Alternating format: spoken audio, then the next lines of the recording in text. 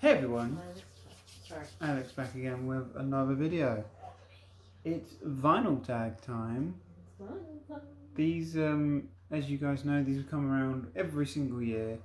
Someone, somewhere in the vinyl community starts a vinyl tag in January, and everyone jumps on this tag, whether they already have a channel or if you're thinking of starting a channel, don't know where to start. This is always a good way to start a vinyl community channel. And it's at the beginning of the year, so we'll win.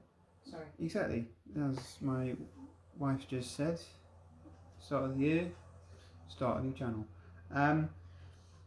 Robert Walker, Let the Music Play, a fellow British vinyl community member, started this vinyl tag this year, which he's done I think the last 3 years running.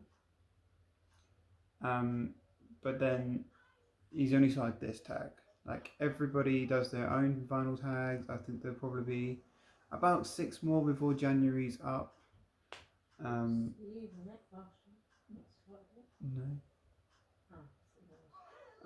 I've done a vinyl tag every year in January since I've started this channel, except for last year. I did the vinyl tag about halfway through the year. I got on it very late. Not intentional. But yeah, at least I did it. So this will be my 2024 is going to be my 7th year in the vinyl community in June, which is a very long time to be a part of a community this big. And I think my main goal for 2024 is just to get to 400 subscribers. We're at 360 as of when I'm recording this. Hopefully it goes up. We'll find out. But yeah. When I first got with you, you only had like 200 and something. Yeah, I know. It's nice. That's really good. You're doing really well. Yeah, sorry. I was just bigging you up a little bit. So yeah, this is the vinyl tag for 2024. As you guys can tell, getting on this one a lot earlier than I did last year. I don't want to wait till June to get this out, and I'm not going to edit this video. This is going to be all in one take. So hopefully I don't mess up anything. Anyway, this is me jumping on Robert Walker's vinyl tag for 2024. So 20 questions about my record collection. Let's get into it. Before I do that, I want to make a disclaimer for those of you that don't know. Back in August, I did a big purge of about 80%, 85% of my record collection. And basically I've been starting my collection from scratch. I did a whole video on that. If you want to see that, I'll link that video in the description for you guys to check it out. So all of these questions are based off of my new collection, or what I'm calling my new collection. So yeah, let's get into this vinyl tag. Favourite purchase of 2023. I didn't purchase that much new vinyl in 2023 because, well, my budget wasn't as big as it has been previously, and I was just trying to lower my vinyl intake in general because I was running out of space. But the one thing I did purchase in 2023 that's probably, or one of the things I should say that I purchased in 2023 that is definitely my favourite thing is De La Soul's 3 Feet High and Rising. This is the 2023 reissue of this. This has been a massive one for me for a very long time, probably since I've started buying vinyl, and every time I found a copy it's been really expensive. So I'm just super happy to finally have this in the collection, and I do want the other De La Soul reissues that have come out this year, but they're a little bit out of my budget. Yeah, I'm mad to think in 7 years ago when I first started buying vinyl, a new album was like £20-25. Now on average a new album you're looking at like 30 to or 35 to 42, somewhere in that region. It's nuts. Anyway, last purchase of 2023.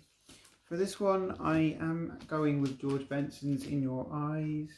This was a charity shop find for me. Again, one I had in my original collection. Got it back in the collection now though.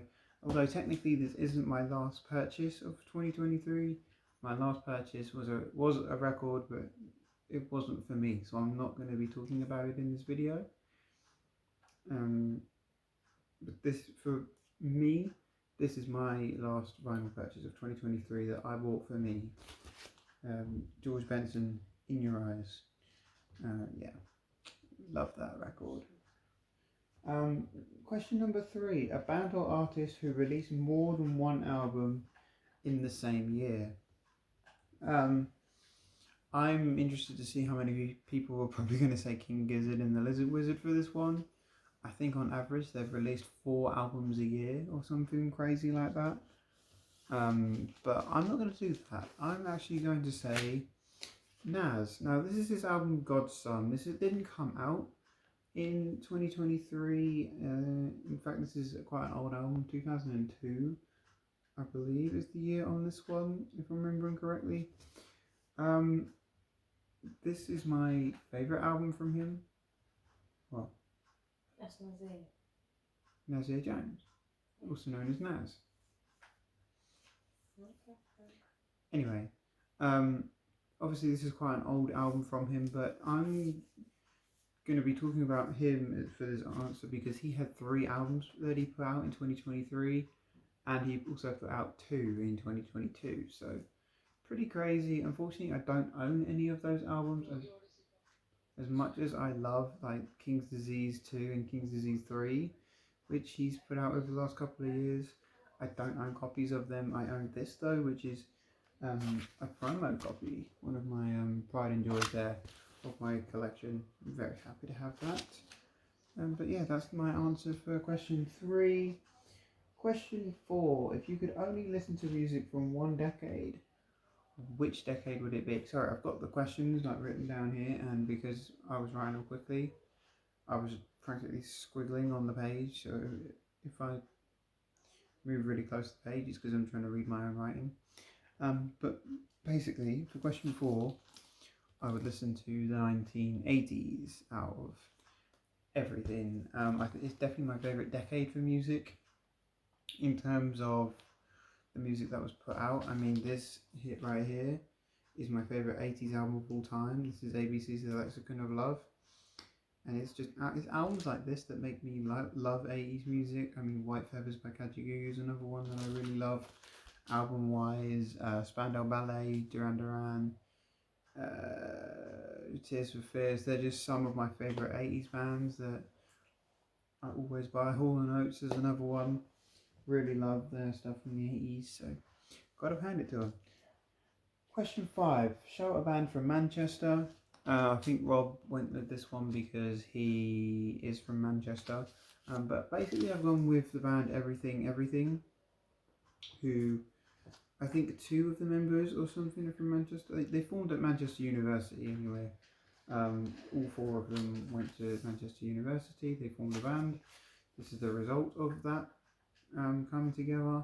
This is my favourite album by Everything Everything. I know it's probably not their best, but it is the first one I heard, which is why I like this one so much. This is their album Fever Dream from 2017, and they are definitely one of these indie rock bands that's underrated and underappreciated in my opinion.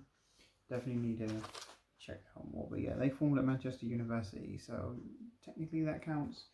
Can't remember how many members are actually from Manchester themselves. I know that I think the lead singer is from Newcastle, which is really random enough, but yeah, that's a band from Manchester. I could have also gone with this next band, but I didn't want to use the same answer twice. I try and diversify my answers. But this is number 6 is which band or artist did you listen to the most in 2013? Now, this is according to my Spotify Wrapped, because I've listened to a lot of Spotify in 2023. And this is not this album in particular, but... You said 2013 a second ago. Did I? I meant 2023 if I said 2013. I meant 2023. But this band has been in my top 3 on my Spotify Wrapped for the last 3 years running. which I think says something. But that's the 1970. It's the 1975. They have quickly become one of my favourite bands over the last few years. If not my favourite band, it's sort of tied at the minute. I'd definitely say this is my favourite album by them. Their 2013 debut. Mad to think this album was 10 years old last year, and they put out an anniversary copy and everything. But this is a very, very good album by them. If you're not familiar with their stuff, I would highly recommend the first two albums of theirs. But yeah, they're also another band that from Manchester. They are the band I've listened to the most in 2013. There it is again, 2023. I mean, yeah, it is. But yeah, that's my answer for question 6. Question 7 is show 7 7-inch records. For this one, for those of you that don't know or aren't familiar with my channel, I have this ongoing series, it's on hold at the minute.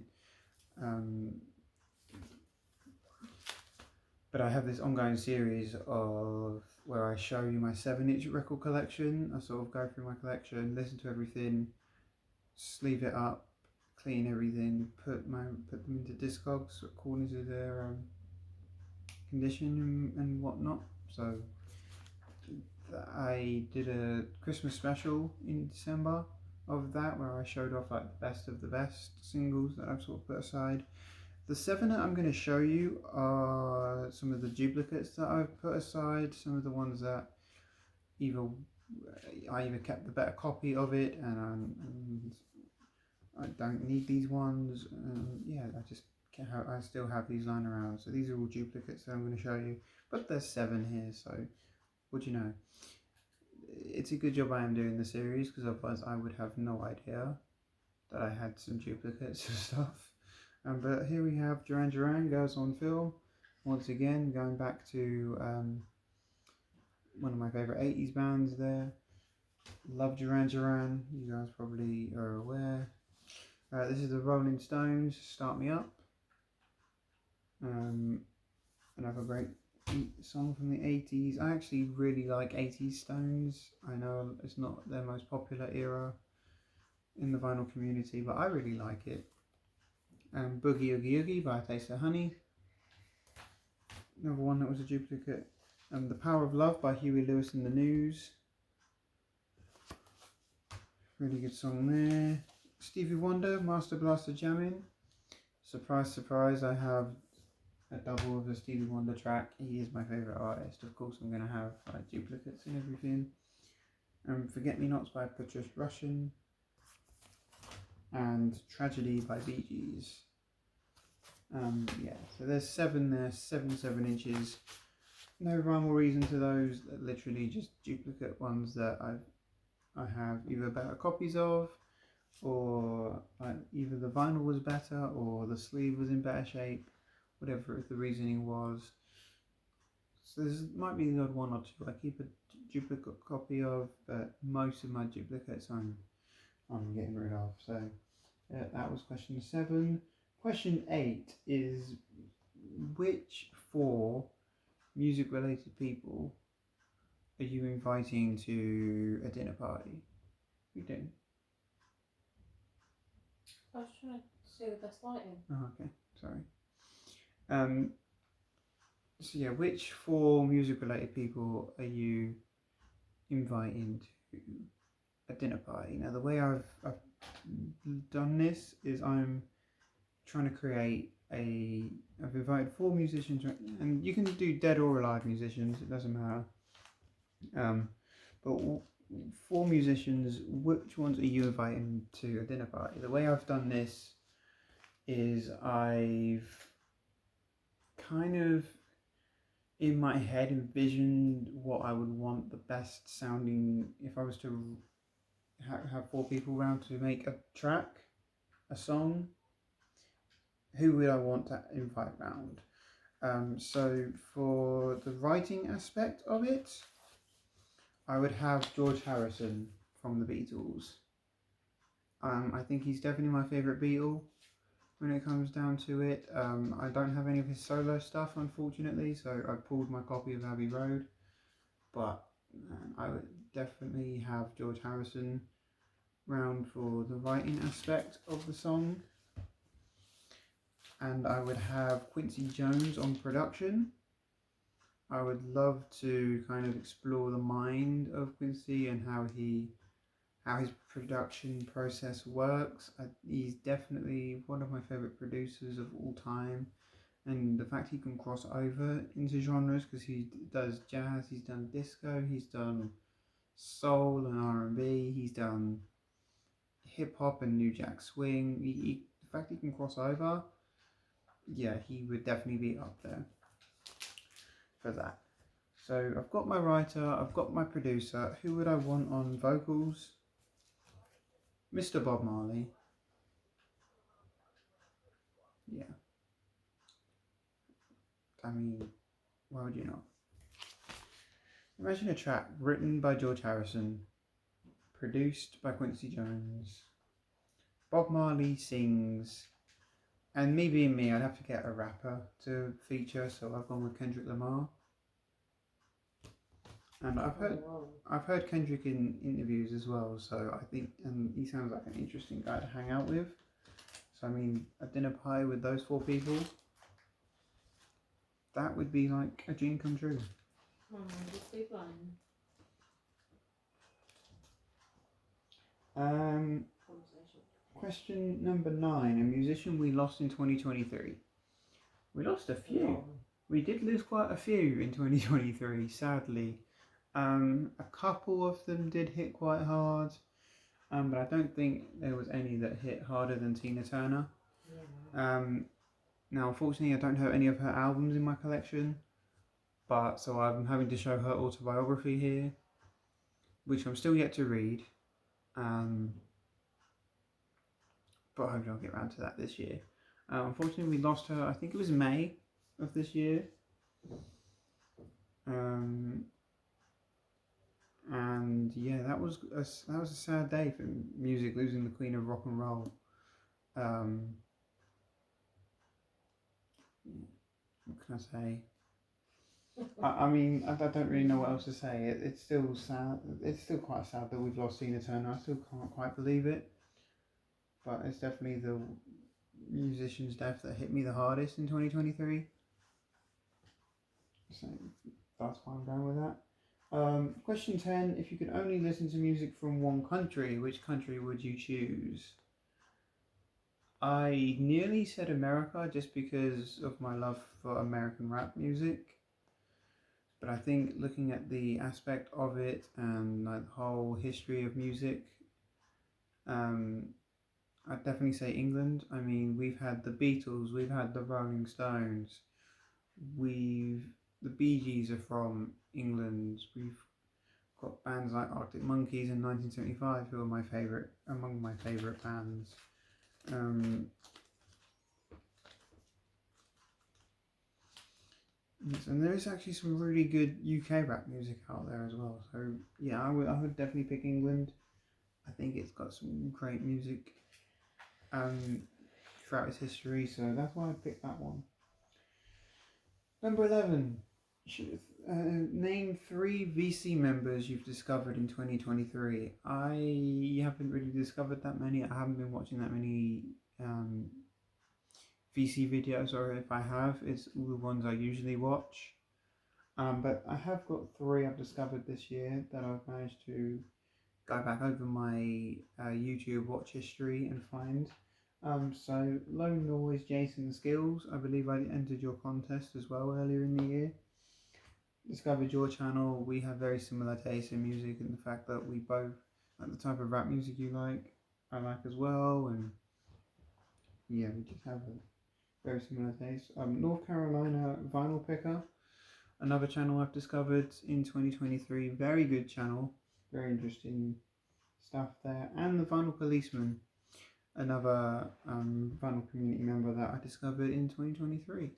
So definitely check out all 3 of those channels if you are not familiar. Babe, you're rocking the camera. Sorry.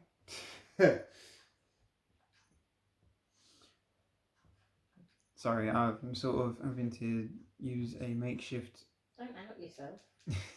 tripod. So, yeah, it can be knocked. Question 12. A record you bought as a teenager. This one was quite hard because I had to think back to my early days of vinyl collecting because I was 19 when I started buying vinyl. And, or actually 18 coming on 19. So I had to think back what were the records I bought in like the first year of my collection. And I think one of the only ones that I still own from way back then is Rumours by Fleetwood Mac, which I could have also used for a question later on, but I've decided against it because, again, I don't like to double up on my answers here. Yeah, Rumours by Fleetwood Mac.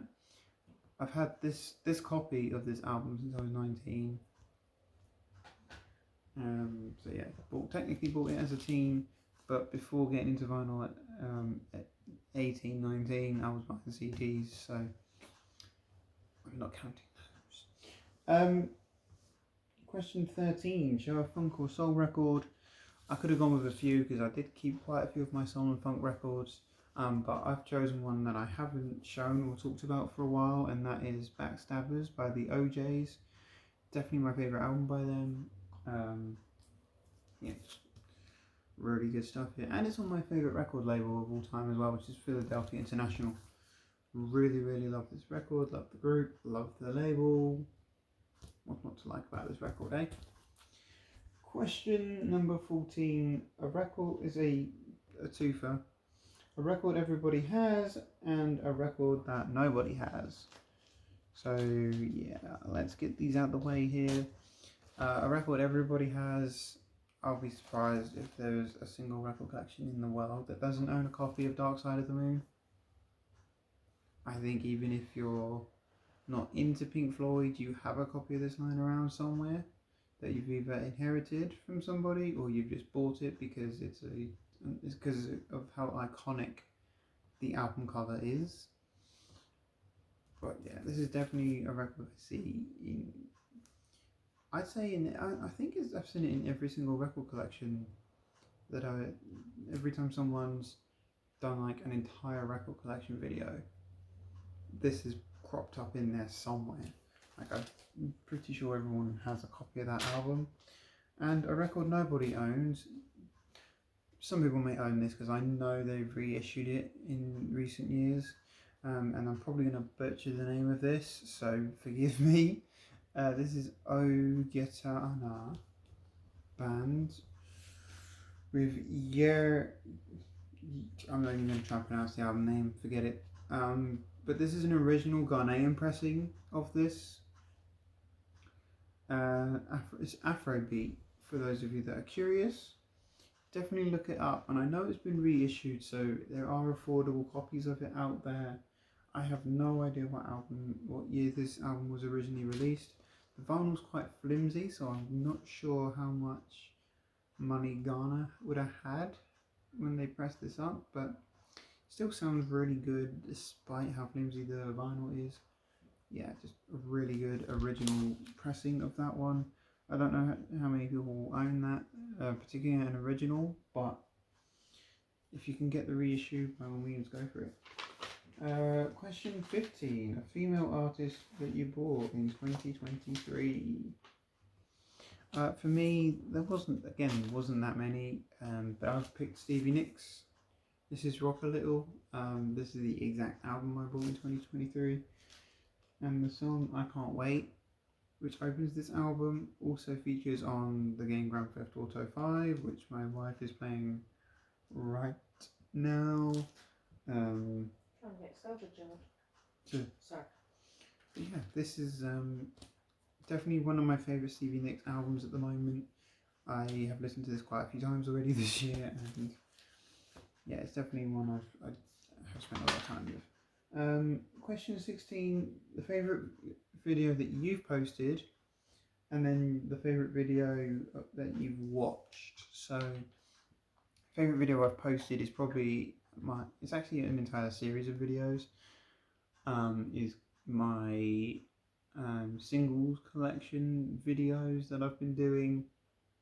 I've just put the most work into them, and they've been the most fun to film, in my opinion. Yeah, they're just a lot of fun. It's just a shame I've had to put the series on hold for a while, but I'm hoping to return to it soon-ish, hopefully. And my favourite video that I've watched this year is actually one that came out not too long ago by Steve Carlson. It's his follow up to his flood video. I think it was like 3 years on or something like that, which is crazy that it's already been 3 years since the flood hit his basement and drowned his record collection. But it just goes to show you the support from the vinyl community that the vinyl community will put in when someone is in need and just help you out when you need it. Although I don't think Steve will be putting his record collection back in his basement anytime soon. At least I don't think so. Question number 17 is a classic 90s album. I could have gone with a few. There was a few hip hop albums I was juggling back and forth with, but in the end I picked Lauryn Hill, The Miseducation of Lauryn Hill. Classic 90s album, perfect R&B hip hop fusion. I nearly went with the Fugees, but I think this one's a little bit because of how many covers the Fugees did on their album, The Score. I ended up going with this. I think this is all original material from Miss Lauryn Hill. But yeah, I ended up picking this one just because it was one I hadn't shown for a while, one I wanted to talk about, and yeah, it's now my love, so had to go with that. Question 18. If you could be a part of an album cover, which one would you pick? Now again, there could have been a few maybe from my old collection that I'd have picked, but from my new collection, there's only really one choice, and that's the album cover to The Greatest Showman. Honestly, I can picture myself be Hugh Jackman's character in the middle here. Like, definite Halloween costume. I mean, I know it's not scary, but you don't necessarily need to have a scary Halloween outfit now, do you? Actually, tell me how many Greatest Showman Halloween outfits you saw in 2017 around the time this movie was coming out, because I know I saw loads. Yeah, I definitely, if I was to accidentally walk on set while they were shooting this album cover, I wouldn't have minded. I mean, most of them are blacked out anyway, so you can't really see them. But that is the one I'd go for. 19. Feels like a greatest hit. So an album you know well enough where it feels like a greatest hits, you know every track on it. For me, again from my new collection, there was a couple of choices that I nearly went with, but I ended up going with, yeah, surprise surprise, Arctic Monkeys. This is their debut album. Whatever people say I am, that's what I'm not. Every single track on this one I love and play to death. I'm sure my wife will back me up on that one. Don't need to, your Instagram stories do. But yeah, this album and their album AM from 2013 are two albums that I think everyone listens to when it comes to Arctic Monkeys, and they are the two albums that feel like greatest hits when it comes to Arctic Monkeys for me. But I ended up picking this one because I feel like I show AM way more. But yeah, this is just a fantastic album. I mean, you've got songs on here, ready? The View from the Afternoon, I Bet You Look Good on the Dance Floor, Fake Tales of San Francisco, Mardy Bum, When the Sun Goes Down, From the Rich to the Rubble, A Certain Romance, and that's just naming a few tracks off this album. Just phenomenal from start to finish. Can't go wrong with it.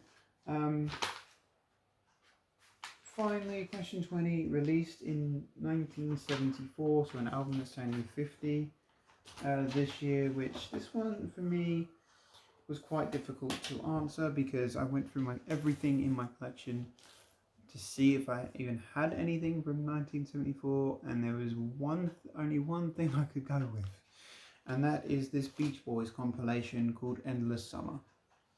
Whether you want to count it or not is up to you, but it was released in 1974, so we're going with it. Mad to think that this is turning 50 this year. I mean, again, I'm sure everyone has this in their collections as well, so I also could have gone with this. But this has some fantastic Beach Boys tracks on it, and of course I just have to go with it. So Beach Boys Endless Summer is my pick for the final question for the vinyl tag for 2024.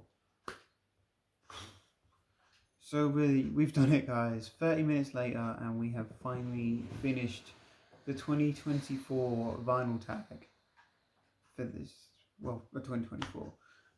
Thank you guys so much for tuning into the video. If you enjoyed it, make sure you give it a thumbs up. Subscribe if you're new here, because like I said, I would love to get to 400 subscribers this year. I think it'd be a great milestone to hit in honor of 7 years in the vinyl community. But yeah, with that all said and done, guys, I'll see you all again very soon. Bye. Bye.